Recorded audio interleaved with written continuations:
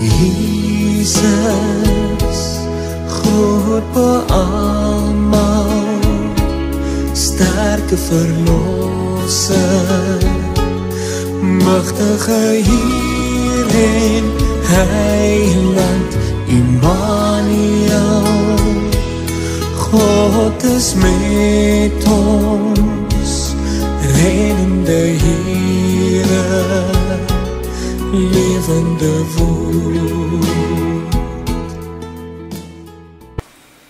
Goeiedag. Professor Koenig lê groot klem op die belangrikheid van Abraham in die Nuwe Testament, veral as 'n mens die baie geloofsake waarmee hy in verband gebring word in ag neem. Dis egter opvallend dat die begrip verbond selde gebruik word in hierdie lys van geloofsake. Daarteenoor word die begrip belofte die meeste in verband met Abraham gebruik. Sowel in Romeine 4 as in Galasiërs 3 word dit ook duidelik dat die belofte maar net 'n wisselterm is vir die verbond. Dit is ook nie vreemd nie, omdat God natuurlik in die verbondsluiting met Abraham sekere beloftes gemaak het. As ons dit in gedagte hou, besef ons die verbond is een van die sentrale begrippe waar daar van Abraham sprake is. Kom ons kyk in meer besonderhede na die betekenis van hierdie vader van alle gelowiges, soos Paulus dit in Romeine 4 vers 16 stel. Paulus skryf veral in Romeine en Galasiërs oor ons redding of regverdiging.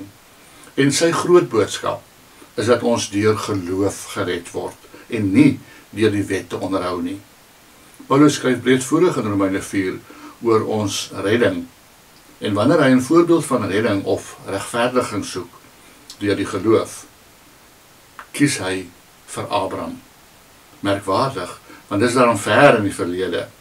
Daar was na hom daarom ook baie ander mense wat geglo het.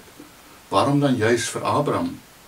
Enerzijds omdat Genesis 15 vers 6 dit so kernagtig sê, maar anderzijds omdat die verbond met Abraham die klassieke geloofs- en genadeverbond is, wat deurloop tot in die Nuwe Testament. Hoe word 'n mens gered, is Paulus se vraag.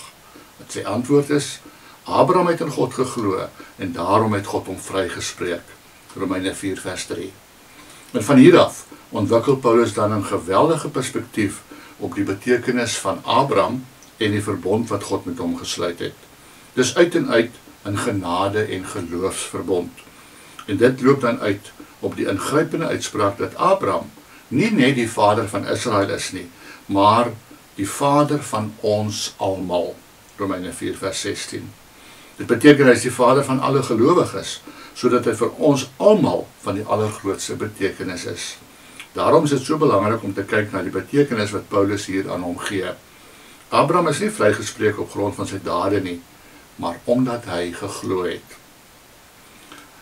En Abraham is vrygespreek voor sy besnydenis. Dit beteken dat die vryspraak deur die geloof ook vir onbesnedenis, ja vir heidene was, wat soos Abraham in die Here begin glo. Hy moes eers glo en toe is hy besny. Dit beteken, die besnydenis was 'n bewys dat toe hy nog onbesnede was, God hom vrygespreek het, net omdat hy geglo het. Kom ons bid saam. Dankie Here Jesus, dat ons ook in Abraham en wat met hom gebeur het kan sien, dat ons redding maar alleen deur u genade is, dat u ons vryspreek wanneer ons glo, en dat al die ander dinge, ook ons gehoorsaamheid, ook die dade wat ons doen, maar net 'n bewys is vir daarop volg.